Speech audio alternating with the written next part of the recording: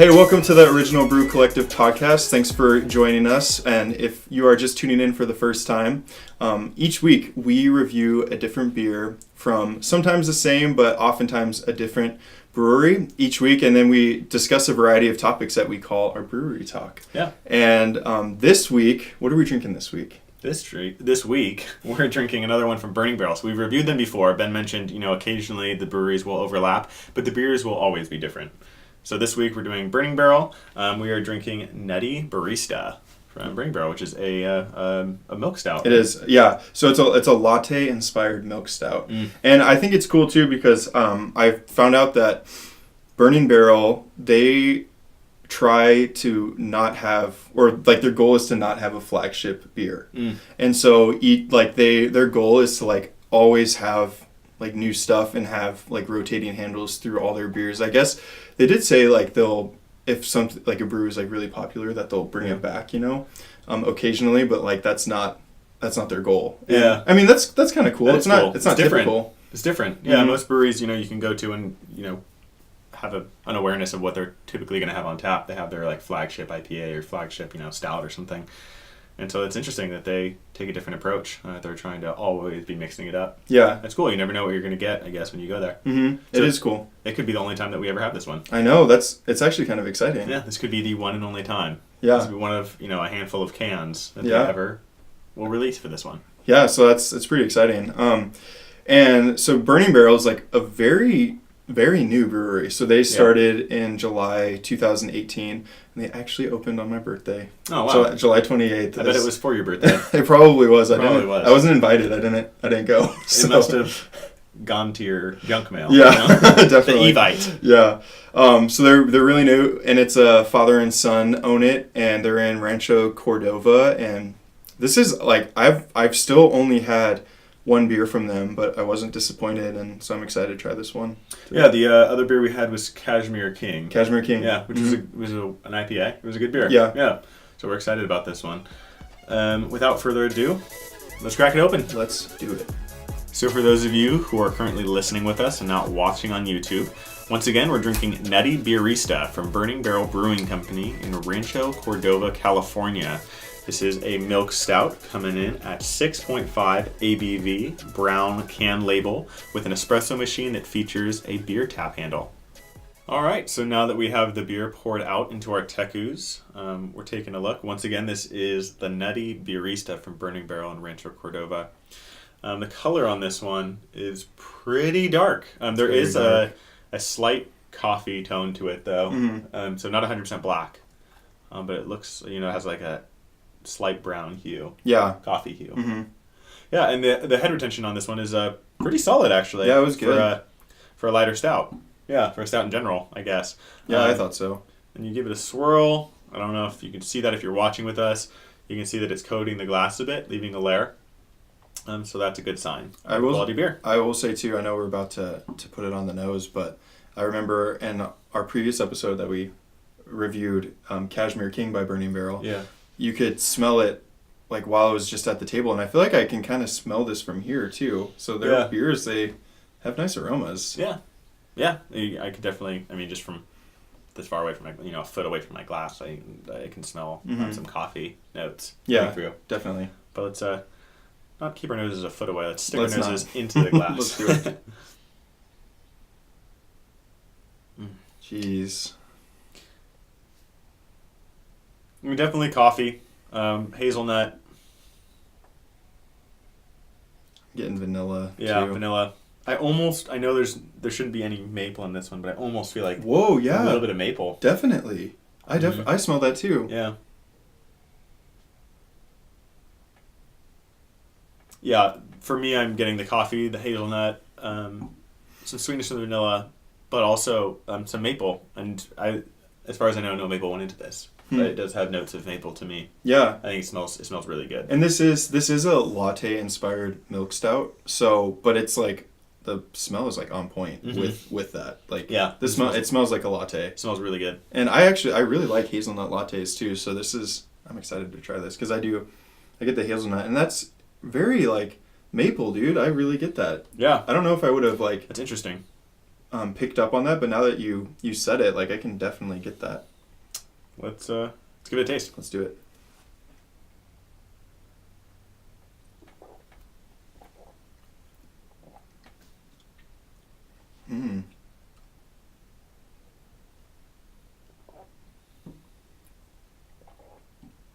This is good. It's so I'm not getting so much maple on the taste though. A little bit of hazelnut. It tastes kind of like a coffee latte. It tastes like a so latte. What they're going for, they hit. So I would say it has like a really good aftertaste. Yeah. You know, like the upfront. It sticks with you. Yeah, the upfront taste is kind of it's light, but then like when after like at the back end, it definitely sticks with you. So I would say to me like a description that's coming to mind for me, like what I would compare this to is like, I mean, a latte, but a latte with like an extra shot of coffee. Because I think some lattes are very like sweet, like if like at Starbucks or whatever. This is not overly sweet. No, it's not overly sweet. Oh. But so I like getting an extra shot in my latte, like if I get a latte, and that's what this is reminding me of. Is like it has that coffee flavor for sure, and it's really good. I like those comparisons when like either we're able to do it or I hear someone describing a beer that I haven't had and they're able to compare it to certain things that are more relatable rather than us kind of just trying to pinpoint what notes we're getting and just let people know. But that's a good comparison. I think that's pretty spot on. It tastes like a latte, and if you do add an extra shot, but not like overly. You know, lattes to begin with are kind of sweet, so it's not adding that extra shot. It's not. We're not implying that it's overly bitter at all. It's still sweet. It is, yeah. You definitely get the sweetness, but it's more so like because I'm mostly getting a coffee flavor to it, but with that sweetness on the back end of it. But gosh, man, I really like this. Yeah, I really like this. Is really good because I do like. Are you getting the hazelnut at all? Yeah, I am. Yeah, for sure. I'm getting more hazelnut than I am vanilla. So it's more of like I feel like that's kind of what the taste that is left is like hazelnut. Yeah. Yeah. Yeah. Yeah, you definitely with this one, I feel like when I take that first sip, like Ben kind of, said it like it kind of just the flavor gradually grows and builds during your sip, and then it just lingers with hazelnut for this one. Really good. Yeah, and this is 6.5 ABV. Lighter. I don't want to say light mouthfeel. It definitely is a solid medium mouthfeel, but lighter in a sense, like if you watched the previous episodes where we've reviewed stouts, one of the stouts we reviewed was the Lush from Moxa, and that's an 11 point something ABV stout, super good. Those heavier stouts. Well, Sokola was 13.1%. Sokola was really good. Yeah, and I feel like those tend to have thicker, heavier, like mouthfeels to those. I will say though, like I know we know that this is 6.5. Yeah, 6.5. But it doesn't. It's like it still because I like stouts that have like that heavier mouthfeel, and I feel like this kind of is at least hinting at that, like it is, I still more get so it than like others that I've had from milk stouts. Yeah, it doesn't taste. It's not super light. It's coating really nicely, and I would go as far to say medium heavy. I would say I would say that too because I've had milk stouts that are just lacking in the mouthfeel for me. Personally, and this one, for going into it knowing how I've had my experience with milk stouts and the mouthfeel for those milk stouts, this is I feel like that's kind of impressive. Yeah, for sure. I mean, like for that percentage and then the mouthfeel that it is, it's like that's pretty cool. Yeah. I 100% agree. Yeah, the mouthfeel is medium heavy.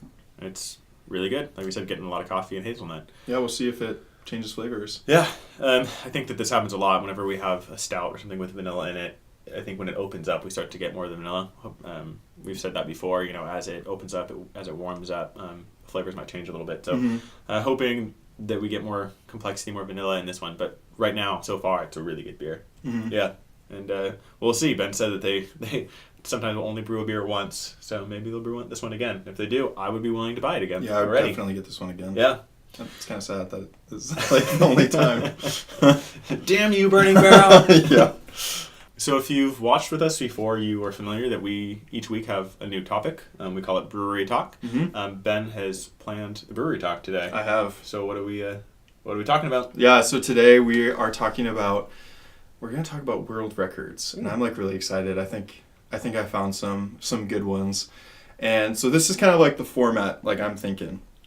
Okay, I'm just going to throw this out there. There's like absolutely no way like Robert's going to be able to guess like world record numbers, but I thought it'd be fun just to see like what you would think, you know, compared to like what it actually is. Mm-hmm. But I think it's safe to assume like that'd be crazy if you knew like the exact answer to a lot of these. So just throwing that out there. But I do have like a few questions, and so I'll have you guess. Okay. Guess them, and if you're listening, if you're watching, feel free to play along, like what you think it would be. But you'll guess, and then I think I have like 5 that are just like really weird or like interesting ones. Okay. That I'll just go through. Cool. But so question number 1, and if you're watching, I have the questions on my phone just because I didn't remember all of them. But number 1 is, what beer has the highest alcohol content, or what is the highest percentage in a beer? Like a. You know just what? Ever. I think. Okay, so it's probably not this beer, but I think Sam Adams makes a beer, and it's like it costs a couple $100, I think, and it comes in this like bronze, copper-looking that's cool. bottle. And I know that one's crazy high percentage. I'm gonna just get for a beer. I mean, I feel like it can't be higher than like hard liquor, which is gonna be like 40%. Some lower percentage liquors like 35. Mm-hmm. But let's go extreme. I mean, go big or go home. So 72%. No, it's I liked how you were thinking about that though. It's 55%. Okay.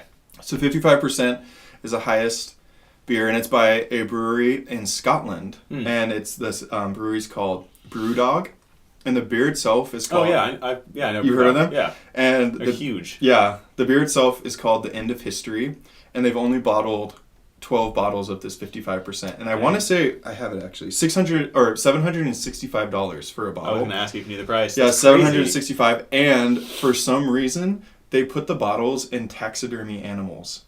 That's disgusting. It's weird, but like it doesn't look disgusting. Like so, it's like little squirrels that have the bottle like in their mouth, and they like dress the squirrels up, and then like woodland creatures. Okay, so I was thinking when you said that, I wasn't thinking that there was any bottle involved. Oh no, I thought you meant like they would take a little woodland creature and fill its belly. Oh no, dead taxidermy belly with beer, and so you pour it out of the. Oh my goodness, you know what I mean? No, that's not. So that's much better. Yeah, it looks like a little cute stuffed animal. Yeah. Okay.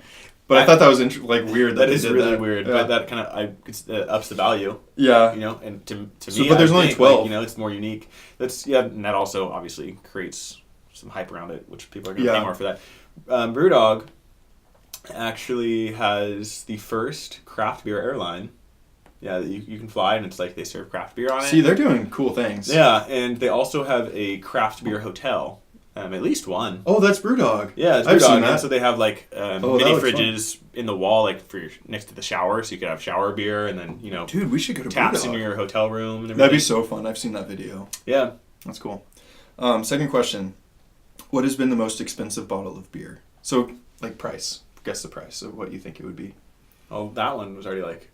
I don't even remember now. $675. $765. Oh, okay. Well, I literally swapped 2 numbers. Yeah. $765. So I'm going to guess. I can't imagine one going up to $2,000. So I'm going to guess like around $1,000. Obviously, I'm not going to guess the right number. So I'm just going to say $1,000. Okay. The most expensive bottle of beer has cost $16,000. So I was a little bit off. A little bit. Yeah. A little bit. But so this beer, it's lowbrow lager. And that's what the beer is called. And it was recovered from wreckage of a German ship that was flying over a lake in New Jersey. And that so I'm guessing scuba divers went down to explore the wreckage and everything. And they found the bottle of beer, and it was still sealed. And so the content of it was still in there. So that's crazy. It's not just a bottle of beer. It's history too. So I can see kind of art as well. If you had said oh, this is a beer that survived an explosion and was a part of this. Yeah. I don't know. No, that's really cool. So it has that value too. But that's the most expensive bottle of beer it's ever been sold. $16,000. That's a lot of money. That's a lot. I wonder if they drank it. Probably not. Probably not. Yeah. Maybe one day. I don't know. Maybe I don't know. On their deathbed, whoever bought it. Yeah. They're like, all right, bring me that beer. Bring me the bottle. Yeah. It's time. Okay, so what is the largest amount of beer consumed in one session? I mean, I've seen some crazy videos on like YouTube or on Instagram, I think, where people are like just downing. I've seen a video where they took one of those like water jugs, like Alhambra. I think they're Alhambra. I don't know, these branded water jugs that they have like in like office water coolers, Mm-hmm. and they have cut it in half, and then took a 6-pack, or maybe more, and put it like in it, and then someone put their mouth on it and just Are you kidding? I kid you not. No. That's Yeah. insane. So I know. So they're like chugging So it. it dumps all So down they're the one chugging funnel. It's basically they made that jug into a funnel, and then they're just downing. Yeah. That's pretty intense. Yeah. So people. So do what's crazy your things guess? for no reason? Go with like can, like I'm amount gonna of cans. go ounces. Oh, is it a number of cans? Or It's is just it like ounces? a beer. It's the one that I found was like cans of beer, Okay. or a bottle of beer. Actually, okay. That's a different topic. I feel like there's a celebrity. I want to say the Mountain from Game of Thrones. Like drinks an insane amount of. I think you're onto something. Oh, you know what? No, it was Andre the Giant. Andre You're the getting Giant. it, dude. That's who it was. I knew it was someone huge Yep. from like movies or TV. Yep. Andre the Giant holds a record, and it was like 120 cans of beer or something. Dude, right? Robert, I am so proud of you. Is it really 120? It's 119. Oh my gosh, that was one off. Dude, I Damn, did guy. not think you'd get that. Yeah, I've heard that. So before. okay, so Andre the Giant, dude, that is so cool that you got that. So it's Andre the Giant, and apparently he told, like, this is just a little fun. I thought it was interesting. He told like his anesthesiologist, I don't know if that's how you say it, while like going into surgery, that it takes two liters of vodka for him to feel warm. So he, like, from himself, he was on David Letterman and admitted that he had drinking 119 beers in one session. But there's also, so that's what he claims. So that's like, I mean, that's what is believed because that's what he claims. But someone in WWE said that and claimed that they saw him drink 156 beers. But that wasn't what Andre the Giant claimed, and I think that was after that. But if it was 156 beers, that is one keg. That's a 30 rack and 2 cans of beer. That's crazy. All by yourself. Dang. Yeah, but dude, you got that. I'm so proud of you. Thanks, man. That was awesome. I wonder what the time span was, what the time window was. Like, was it? I think it was. It was during the day, and I want to say it was like 6 to 7 hours. So he was I might be able to do that. Yeah. He was pounding. Okay, so if can you do the math real fast for me? I'm sorry. Yeah. How many 119 divided by? Did you read? Divided by 60. Did you read? Was it 6 to 7 hours? Yeah. So that's 2 an hour. That's it? I don't know. That must have been wrong. Wait, no, I did that wrong. Yeah. I did that wrong. 17 an hour. I mean, okay, that is a lot. 17 an hour. That's wow. crazy. Can't do that. Okay, so I know Robert's mentioned this before, but Robert is quite the fan of ice cream. So I thought I'd do some ice cream themed ones just for you. You shouldn't have. But I did. What is the most ice cream ever eaten at an ice cream eating competition? So it was in 6 minutes. The competition was 6 minutes. So how much ice cream, and it's pints. How many pints were eaten in 6 minutes? Okay, I'm gonna sound like an idiot. Which one is the pint? Pint, and you're not an idiot. I actually looked it up. Pint, or is like that's like Ben and Jerry's. Yeah, so like the Haagen-Dazs. Yeah, that's what I go with. Yeah, Haagen-Dazs. I used to be a Ben and Jerry's fan until I upgraded to Haagen-Dazs. Mm-hmm. No offense, everyone else, but Haagen-Dazs is better. Okay, so I was thinking the half gallons, which are like the standard. You get like the big size of this, the big ice cream. So if we're talking, I was gonna guess someone might be able to even eat one of those in a minute 30. You know, if they're like crazy fast, and like are immune to brain freezes or something. So I don't know how many pints are in a 3. So let's just go with. Well, how many pints? And how many minutes? 6 minutes. 6 minutes. 3. 6 minutes. 20. That's close. It's 16. How many is that a minute? You're making me do all this math, man. That is 0.2 a minute. Okay. I think, if I did that right. But, so that was by... Wait, 0.2? That's wrong. That's wrong math, man. I'm doing this wrong, and I have a calculator. 3.75 a minute. I'm just doing it backwards. And it was by Miki, I might be saying this wrong, but Miki Sudo. That sounds about right to me. At the Indiana Fairgrounds. And I looked up a picture of her, and she looks like she's in shape. Yeah. I think a lot of like... I feel like I've seen photos of the hot dog contest eating people. Yeah, they're like super skinny. And she's kind of like a petite girl, you know? Her. Yeah, I don't know. And but she's a... Wish I could eat that much ice cream and stay... Competitive eater. Fit. Yeah, seriously. How much does the world's largest ice cream sundae weigh? 100 pounds. So it was 54,914 pounds and 13 ounces. Yeah, okay. And that was in Peabody, Massachusetts. Oh, no, it was actually in Canada. And they created the biggest ice cream sundae. Like, that's... Some people just want to do random things. I know. Set these records. Okay, so... this next question, if you get any of the top 5, I think you should get the point. All right. So, What is the highest grossing album of all time? Music album. I don't know how much what is high for that, billion, million. So this is copies sold. Oh, copies sold. Okay, so I'm not talking dollars. No, copies sold. Because there's inflation. Yeah, so that's also something I don't know. I don't know what makes a record platinum. 1 million. Oh, 1 million is platinum? Yeah. I know the Beatles hold records for stuff like that, I think. Michael Jackson maybe did. I think it's going to be over 100 million, but let's say 100 million. Well, who do you think it is? Oh, who the artist is? Yeah, who are the artist? Okay, I'm going to say it's either the Beatles, Michael Jackson. I think someone beat their record recently. Maybe it was... hit songs or something like that, number of top charts. So let's go with Michael Jackson. You get the point. Is it Michael? Michael Jackson is number 2. So number 1.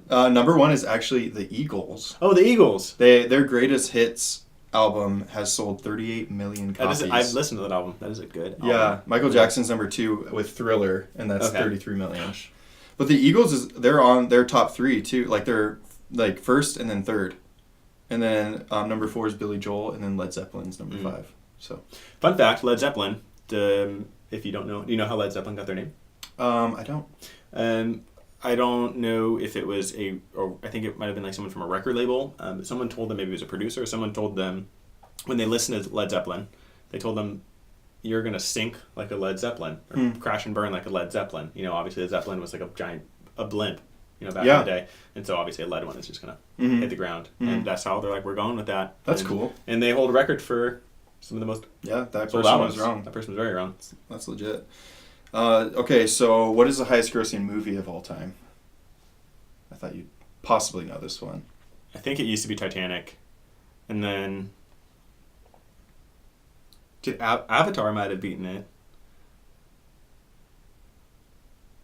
Lord of the Rings could be up there, potentially. What's your final answer? I don't think it's Titanic. I think Titanic was up there, but I think it got beat.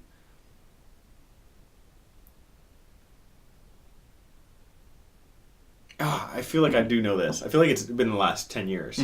Last 5. Maybe less than that. Or maybe more than that, between 5 and 10.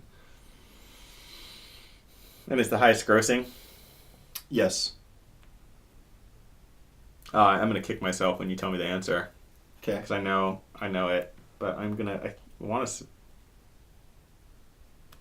go with Avatar for some reason. I feel like that beat Titanic or something. But is that your final answer? Yeah. Robert, you don't have to kick yourself. It's Avatar. Oh, really? Yeah, it is. Yes. So do you have the list of the top 5? No. Okay. But I think, this is what I think. It's Avatar. I know it's Titanic, because Avatar did beat Titanic. Yeah. But same director, so that guy's loaded. It was? Yeah, James Cameron. Oh, wow. That's really so cool Avatar, Titanic, and then it's the Avengers Infinity War is now number 3. And I don't know the others.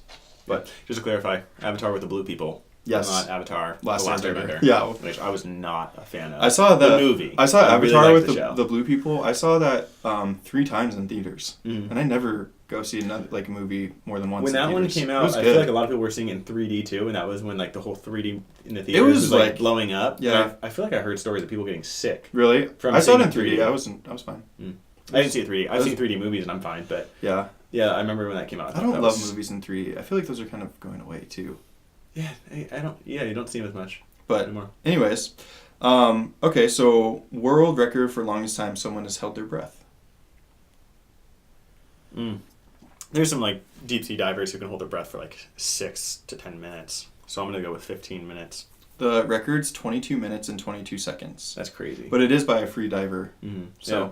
But 22 minutes, that's insane. Like, how? You know, surfers, professional surfers, I don't know if they all do this, but I know there's a practice by some where they will like hold something to weigh them down, like a rock or something, and they'll just go down to the bottom on the ocean floor and then just start like running and staying down there, and it just kind of obviously like it's an exercise, but also trains them if they get taken under the water. So to help prevent them from actually drowning, they're training to hold their breath longer for if they crash and go under. That's crazy. Mm-hmm. That's pretty cool though. Yeah.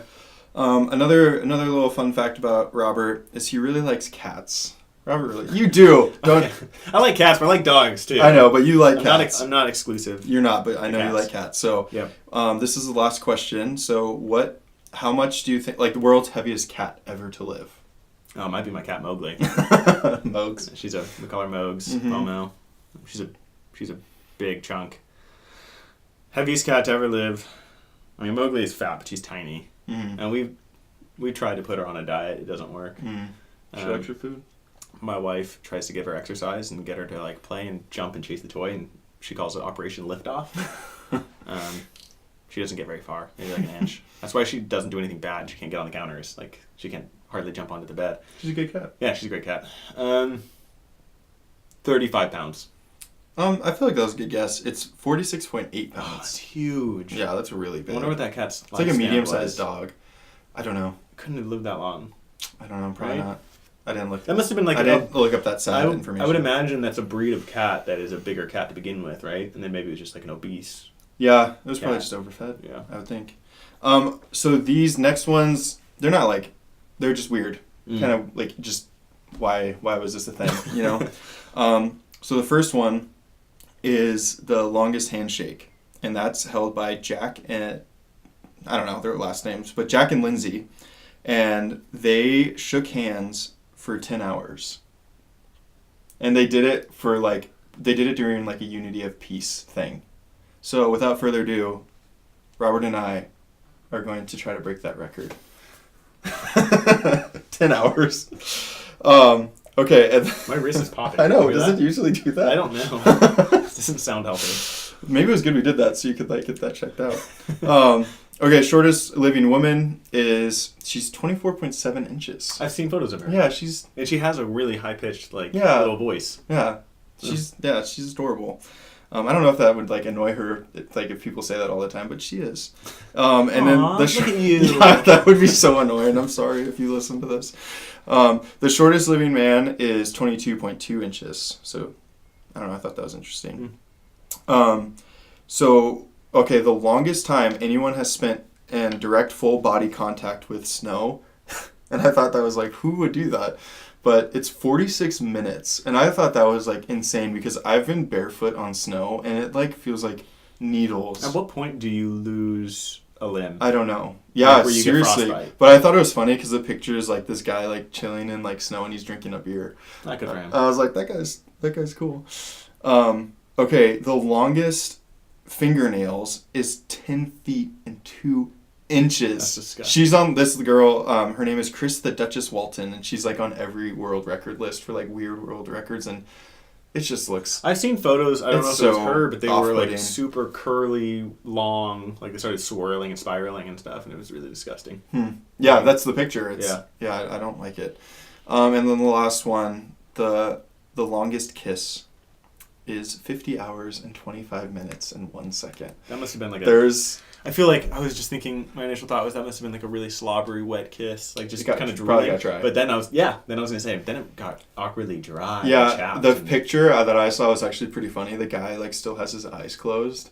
And then the girl, she's just like, her eyes are open and she just looks so bored. And I thought it was I don't know, I just thought it was funny. But they did this like rally, I forget where it was, it was somewhere in Asia, but they, like a bunch of people were just like trying to break the world record for longest kiss. So a bunch of people were just standing around like locking lips. And you're not allowed to like tie your heads together with like a band or anything? I didn't see that in the picture, so I don't think so.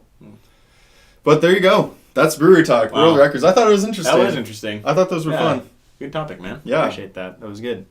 There's some really weird ones in there. I think too, like, I mean this beer, like this is, like that just kind of, that doesn't really go with world records. No. But it's the only beer that we're gonna have of Nutty Beerista. Probably, unless they bring it back. Yeah, it's possible to bring it back. I just thought, like, I was thinking of that, and I thought that was really cool. Yeah, it's a really, really good beer, and I'll say too, like, if you like stouts, but you're not, like, you don't want something heavy, this is such a good, like, beer for that. Like, it's an easy drinking stout, but still has the texture, the flavors, and, like, the mouthfeel of, like, a heavy stout, a heavier stout. Yeah. I 100% agree. We have a friend who does not like stouts, and he started realizing that he can drink stouts and be okay, and like kind of enjoy them with like some of the style of milk, like milk stouts. That's what it was. And he realized that it was just kind of a gateway to stouts for him. That's cool. Yeah, which is awesome because I love stouts and I want him to drink stouts. Yeah, seriously. This one, I feel like it's starting, as it's like opened up a little bit, it's gotten a little bit sweeter. I wouldn't necessarily say I'm getting a whole lot of vanilla though, but it seemingly sweeter to me. I feel like the hazelnut is a little not as present. Not as present. Definitely still get the coffee in there. It is sweeter, but I don't know. That might be like the lactose in it. Yeah. You know? Yeah. But it's really, gosh, it's so good. I really, really enjoyed this one for sure. I'm almost done with it. Yeah, you are. And you were the one talking. I know. Wow, Ben is really enjoying this one. I am. Yeah, but once again, this is, just to clarify, this is Nutty Beerista from Burning Barrel. They're in Rancho Cordova, California, not too far from where we are. Fairly new brewery, not even a year old yet. Definitely worth a visit, though. Like we'd mentioned, obviously they brew good beer, but they're always rotating and creating new stuff. Really so you're always able to explore when you go there, which is nice. And they make quality beer, so yeah, you know you're going to get something good. Yeah, even though it's all new stuff. For sure. Yeah, we're going to keep on drinking this one. We hope you have a great rest of your day. Yes, and follow us, subscribe. Yeah. So subscribe on YouTube. You can subscribe to the podcast. We're on all major channels at Original Brew Collective. Follow us on social media, Instagram and Facebook at Original Brew Collective. And I should remember this. I don't. Twitter. Twitter is at Brew Original. At Brew Original. And we post content on each one we post content. So feel free to like us, subscribe, follow, comment, whatever you want to do. Yes. Do it. Definitely. Yeah. So, cheers. Cheers.